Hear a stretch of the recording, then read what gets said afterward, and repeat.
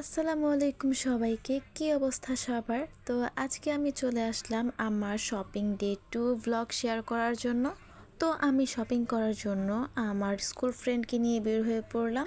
আর আমি বললাম না যে আসলে আমার দ্বারা একদিনে সব মার্কেট করা কখনোই পসিবল না, আর রোজা রেখে আসলে ভীষণ পরিমাণ কষ্ট হয়। তো আজকে স্টান মল্লিকে চলে গিয়েছিলাম। প্রথমত আমি আমার ভাগ্নির জন্যই জামা কাপড় কিনবো। তো আমি গিয়েছিলাম 24 রোজায়, আর আসলে 24 রোজা অনুযায়ী মার্কেটে তখনও তেমন পরিমাণ কোনো ভিড় ছিল না, আপনারা দেখতেই পাচ্ছেন। আর একটা মজার কথা আপনাদের সাথে শেয়ার করি, সেটা হচ্ছে আমার যে ফ্রেন্ডকে আপনারা দেখতে পাচ্ছেন, ও কিন্তু লিফটে সিঁড়ি তুলতে ভীষণ পরিমাণ ভয় পায়।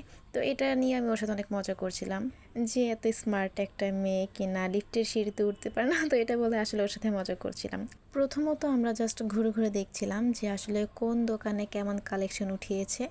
তো এরপর আমার কাছে এই যে হাতে যে জামাটা দেখতে পাচ্ছেন, আমার কাছে এই জামাটা ভালো লেগেছে।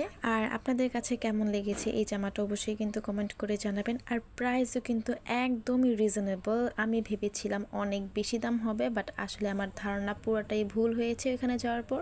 যেহেতু একটা মাত্র ভাগ্নি, তো সেই ক্ষেত্রে তো আর একটা জামা দিয়ে থেমে থাকা যায় না। আর এই যে যে ড্রেসগুলো আপনারা দেখতে পাচ্ছেন, এগুলো কিন্তু ওর নানুর বাড়ি থেকে ঈদ গিফট ছিল।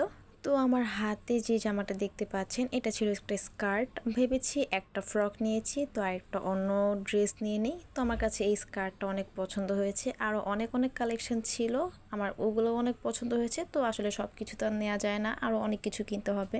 এরপর আমি দুইটা জামাই খুব ভালোভাবে চেক করে নিচ্ছিলাম।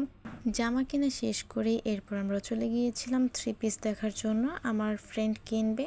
তো এখানেও দেখলাম মোটামুটি অনেক ভালো কালেকশনই উঠেছে 3 পিস দেখতে দেখতে। এরপর একটু সামনে যেয়ে এই ব্যাগগুলো চোখে পড়লো, আর এই ব্যাগগুলো ভীষণ সুন্দর পরিমাণে কাজ করা। আপনারা যদি চান তাহলে নিতে পারেন।